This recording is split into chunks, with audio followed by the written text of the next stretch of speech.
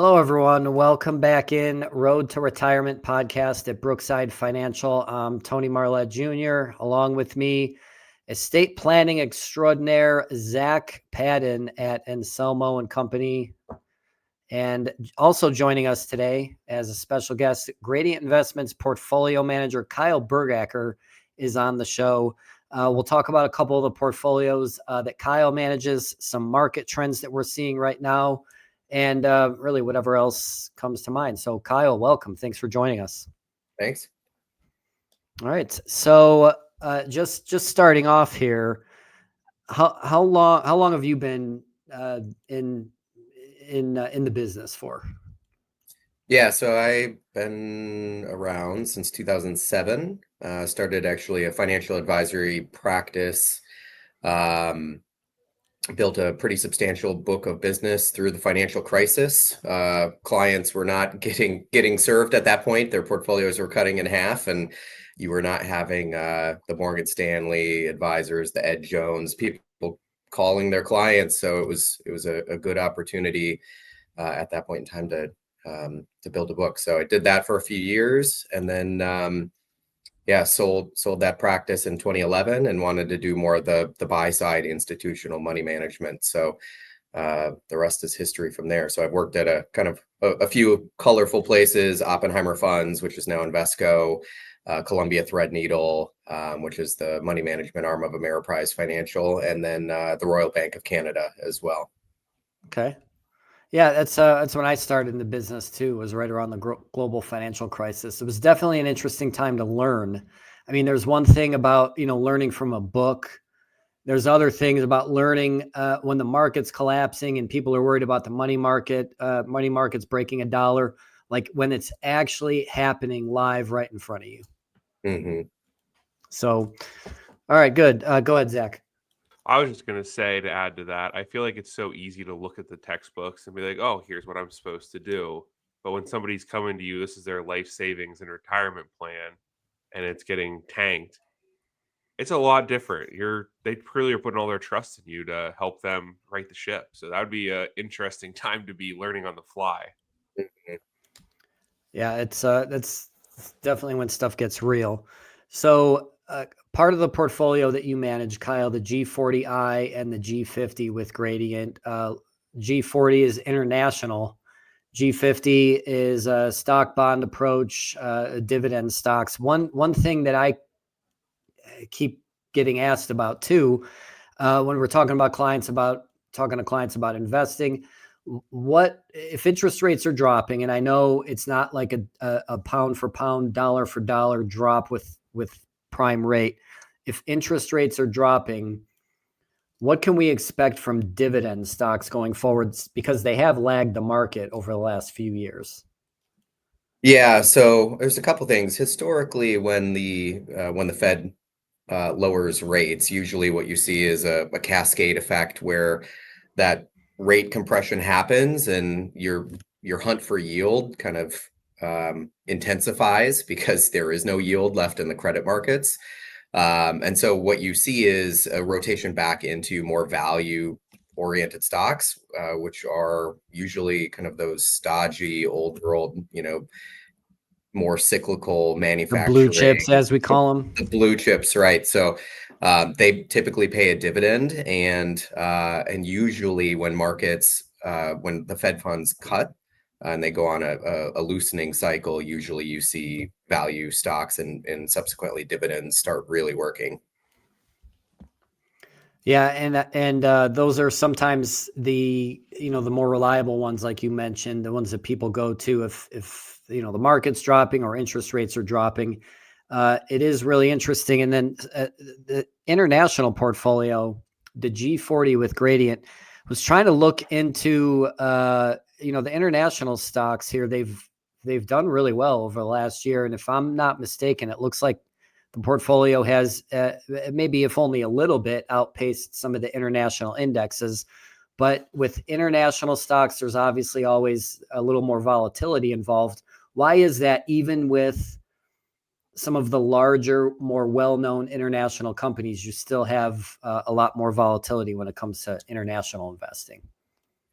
Yeah, I mean, it's kind of a tale of two cities for the international stuff. Usually people will just kind of block them in anything ex-US. So, but from an international perspective, I mean, you've got the TSX in Canada, the indices there. It's an analog to the S&P 500, but for Canada.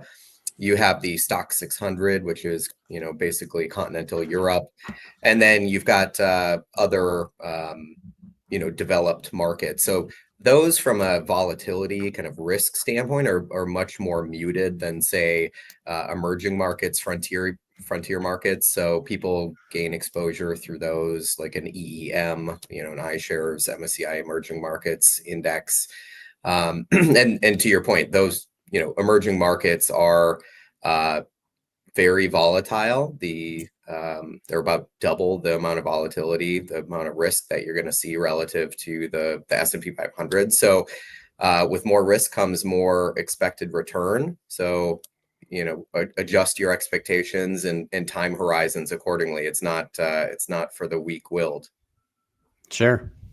Yeah, so when you're talking about risk there, I guess that always bridges into something we see as certain clients, they want to be risky in the market and they think they know everything. Then you have other people who, if you tell them they could lose a cent, they're not going to do it.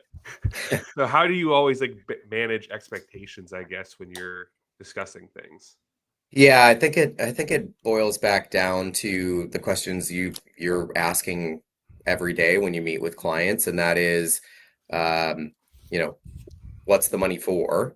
What's the time horizon, and what's the risk appetite? Like, are you not going to be able to sleep at night? You put your head down on the pillow and you're like, I'm sitting here like thinking about, this money. I think that setting expectations is really, really helpful for people. And I mean, that's what a good advisor does, right?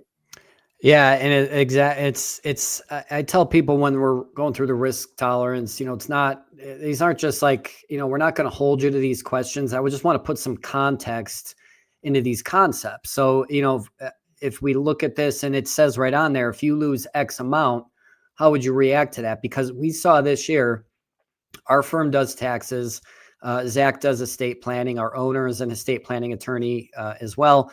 And we saw a lot during tax season this year, and the end of tax season coincided with Liberation Day when the market dropped the 15% over 6 days or whatever. People were panicking. And our owner, Chris, had one of the best lines I've heard. And he would tell people, I heard him say multiple times, people think they have an automatic right to earn 11% in the market every year with no risk. It just does not work that way. Right. Yeah. It's people get, it's like complacency, right? Like for the last 3 years, 4 years, really since the pandemic, like it's amazing how fast people forget. We opened this show talking about the financial crisis, and that was a long time ago, but it feels just like 2 seconds ago, right? Sure. So it's extremely easy to just kind of, get into the rhythm and be complacent and forget that, like, oh wow, markets really had a panic during 2020 during COVID, and they also had a panic during 2018, and they also had a panic during 2013 and 2011. And it's like, if it's not Grexit or Brexit or Trump or tariffs or the financial crisis or COVID, I mean, it's always going to be this media headline kind Right. of dynamic. But if the markets continue chugging along and we're seeing green,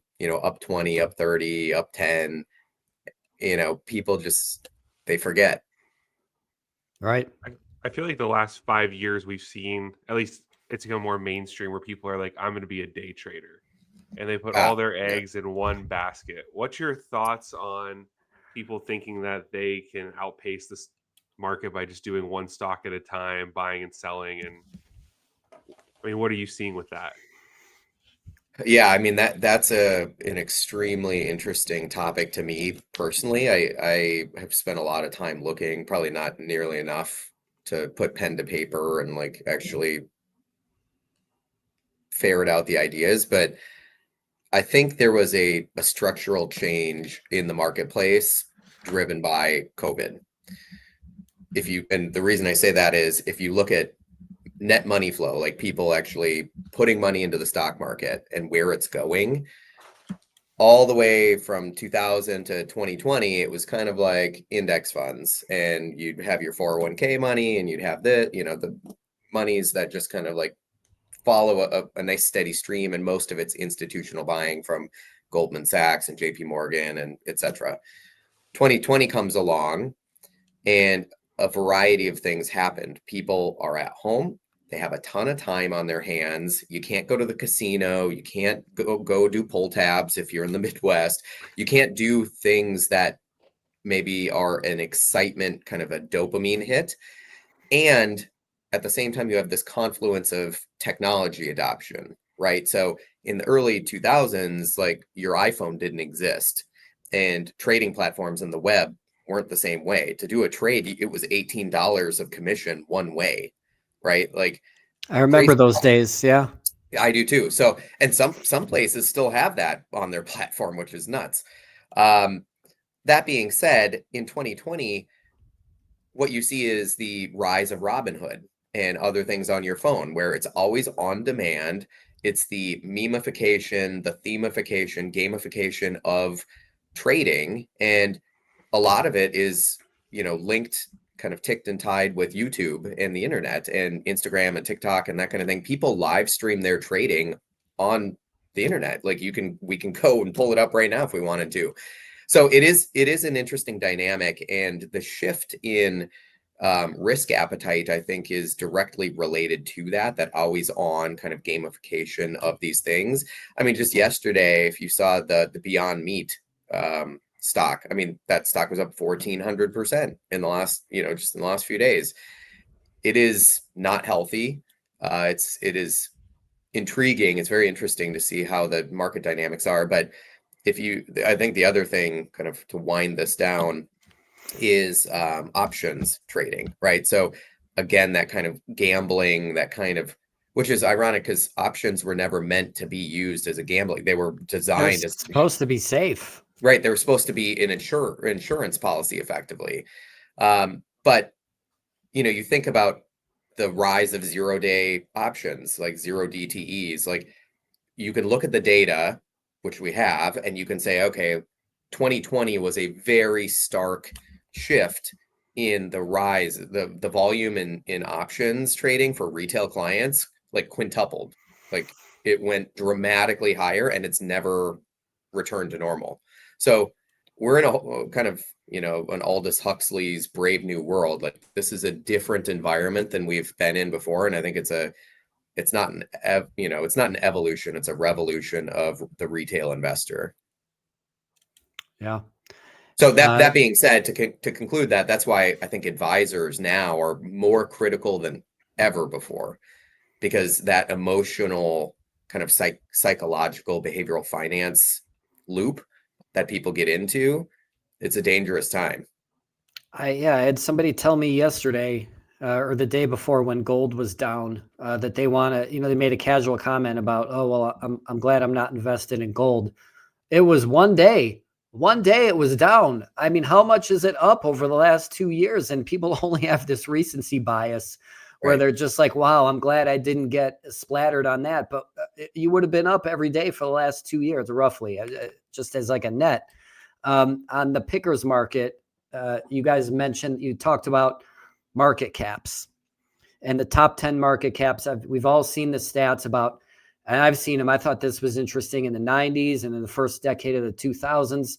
The top 10 market caps of the S&P made up like 1% or 2% each of the total market index. Obviously, it's skewed the other way now, where the top 10, you guys said the top 10 make up 35% of the market cap of the S&P. 40 now. 40, is that right? Yeah, 40%. Yeah. So you guys had mentioned, it was you and Lisa and Keith, you guys had mentioned how the top 10 market caps, really you should be, if you're investing, you should be in those. You think any of those more so than any of the other ones? And I'll run through them real quick. You have NVIDIA, Microsoft, Apple, Alphabet or Google, Amazon, Meta /Facebook, Saudi Aramco, Broadcom, Tesla. Well, Tesla's got two of them, Tesla and TSMC. So any of those that you think stand out to you? Yeah, I mean for me, there's a couple things that come into play from a portfolio manager standpoint when you're building something like the G50. That's a value-oriented large cap kind of portfolio. The idea is it's almost like what kind of bets do you want to put into your portfolio? What is the risk reward? What is the actual like philosophy behind the design of something like that? And that same principle can go back to just a regular, client's holdings and the way they think about adding individual securities. The first step is kind of like, what is the portfolio for? What's the purpose? How long is it going to be held for? And for me, it comes down to, we're stock pickers around here. So do we want to actually make bets on the macro calls as well? And so there's a bit of a long-winded way to get to the answer to your question. But for me, it is, I like to build portfolios that are sector neutral, meaning the benchmark I'm comparing against, let's say the Russell 1000 value, or the S&P 500 or whatever it might be. If you go naked those positions and you hold nothing in Nvidia and you hold nothing in Microsoft and you hold nothing in Berkshire Hathaway, there is a embedded risk in that portfolio that is magnitudes higher than people actually would assume by being even just half weight those positions. Nvidia is what, 8% of the S&P 500 or something like that now. So if you go zero, it is a tremendously large bet that you are likely, even if the market, like, the only upside for you is if those completely crater, which is a tremendous risk in your portfolio. So for me, I would say getting in line with what the benchmark positions are and then making tactical calls to be different than the benchmark. So they call that active share. So you can neutralize some of your biggest risks first. So an 8% position in Nvidia is obviously risky, and you hit those top 40, you can still not be like a shadow or closet indexer where you're kind of mimicking, and you might as well just buy the ETF. What that does, if you neutralize some of those bigger risks, is it allows you a longer lead to be able to make tactical stock specific bets. So you're neutralizing some of the risk, and then you say, okay, where do I really find conviction? I don't have a conviction to go zero Nvidia. Right. Like, even if I believe that, the market's really stretched and it's priced for perfection, the amount of risk that you embed in the portfolio is just, it's silly high. So you're likely to feel a lot of pain in most instances. That being said, sorry, this is a bit long-winded, but I would say I don't really have a lot of conviction in not owning any of those, and that's what we talked about on the podcast yesterday. So where I would say is neutralizing some of those positions that you have to comp against, because you have to have a benchmark. And therefore you can then do your deep work on some other very interesting names that aren't position weights, but you're not taking an 8% bet in your portfolio, or a 5% or a 3% bet that is unintended, right? Because there's certain structural things like ETF, those flows where people just invest in their 401ks and they buy the S&P 500. That dynamic of continual buying is going to continue to prop those up, even with earnings doing what they're doing. So that was probably too much, but Yeah. No, that's fine. I mean, you talked about earnings. Earnings have been really good. We've seen some Q3 earnings trickle in. Banks have been really productive. Earnings are still strong. You ask 10 people, you're going to get 10 different answers on the tariff thing. So you mentioned before about you made an interesting job transition from being an advisor to being a portfolio manager. Sometimes we get people who think like those are one and the same, which obviously you can't do both. So you mentioned the role of the advisor. I routinely tell our clients, hey, look, we partner with Gradient because I'm not buying the portfolio, the stocks. They're not putting income plans together for you. So we're working in harmony to get this done. I think that's where the value comes in. It is a really interesting a job switch, though, because those two are often, obviously they don't go hand in hand, but that's really where our role comes in.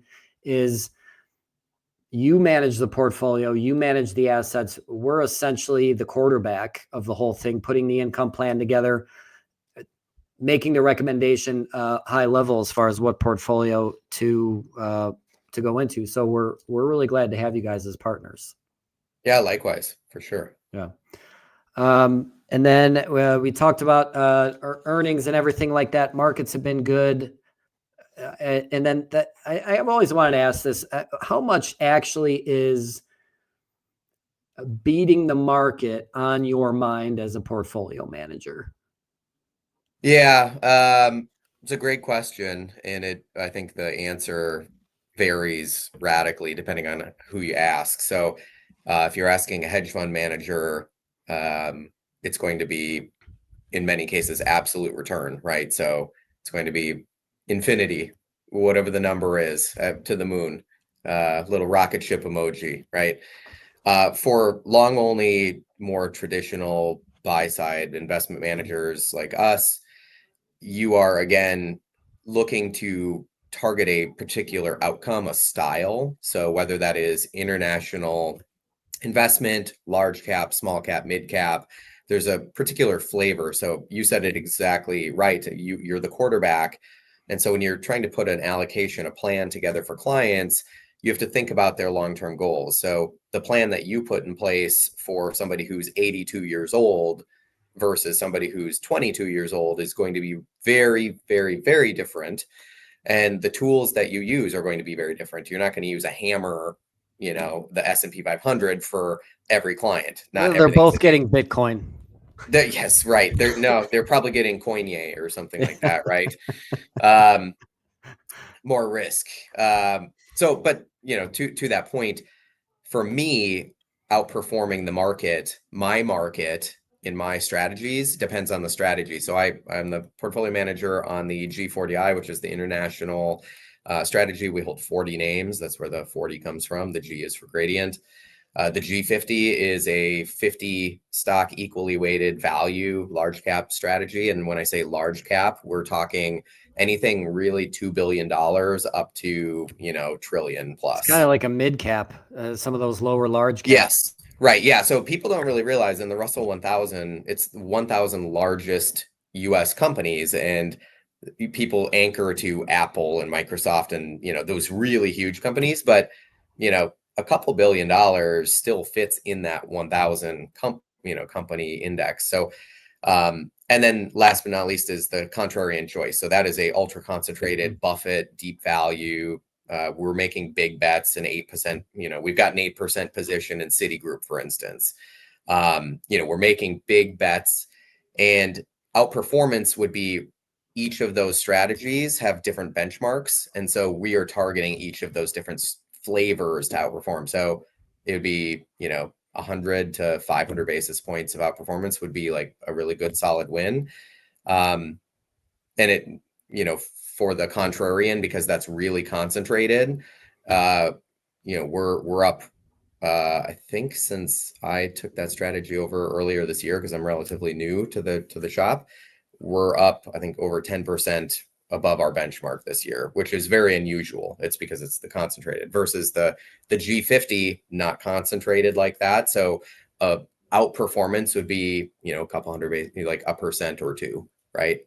Very different strategies, very different outcomes. Yeah. Well, believe it or not, we do usually, this is a financial, we do some financial stuff on here. We do some estate planning stuff normally on our podcast. Obviously today was skewed more towards financial. Zach hasn't said much. I keep taking over. So I know he wanted to go over some things too. So I was going to say, I always look at somebody like my age who's just starting out. They may have the question of, where do you begin? Because so many people, they get all this advice from their parents, or they see it all on TikTok, Instagram. They need to do this or that. What's the best advice you could give somebody who's just starting to figure out what they want to do? I would say it would be definitely to talk to people, but in real life. It would not hurt to go to these, networking events. There's plenty of them where financial advisors that are capable and competent, they have education, whether it be credentials like a CFA or a CFP or any kind of charter or credentialing, where they've been in the business, they know what they're talking about, and don't just talk to one, talk to a couple and see what works for you. And then I guess my last question would definitely be, if somebody wants to start their investing on their own, do you still recommend they use an advisor? Oh yeah, absolutely. Totally. Yeah. It doesn't make sense not to.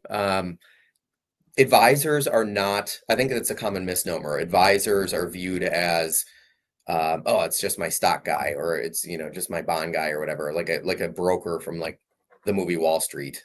You've got your like awesome phone and you're like drinking whiskey in the office or something. Not the case. What you talked about earlier of like, we're doing holistic financial planning, we're doing tax planning, estate planning. There are so many different facets to financial planning. If you want to dabble in your own trading occasionally, totally fine. That's not a problem. And also, I think it's additive. It actually saves clients a lot of headache and heartache when they can kind of corral off a small amount of fund money, and they can do those things. So it's almost like a core satellite approach. You have a holistic plan, that block of, advisor focused money that's long term, controlled for risk, for taxes, goal oriented. And then if you want to buy your, whatever your Beyond Meats for the day, you can do that, but in a safe way. It seems like Beyond Meats is the new GameStop. It is, yeah, it definitely is. I mean, Kohl's was that way last quarter, As American Eagle was in the summer too, it seemed like. Yeah, right. It's still crazy how that just people are just like think they're controlling the market, but these prices just go up so much, like overnight, it feels like. Right. Yeah. All right. Very good. So I appreciate you joining us today. You mentioned before too about, I asked about beating the market. I think a lot of people, speaking of misnomers, will come to us and think our job is to beat the market over the long term. And that's just not accurate. We do financial planning. That's where our value comes in. Financial planning, the income plans, developing the portfolio, being tax efficient. And we certainly appreciate all the help from everybody at Gradient on that. So Kyle, we appreciate you joining us today. Zach, anything else? No, but I think if anybody wants to get a hold of us to see how us and Gradient can help you, they can give us a call at our office at 440-886-3550. Find us on YouTube at Brookside Financial or our website, brooksidetax.com. All right. Thank you both. Thanks, everyone. Talk to you soon. Thanks. Thank you.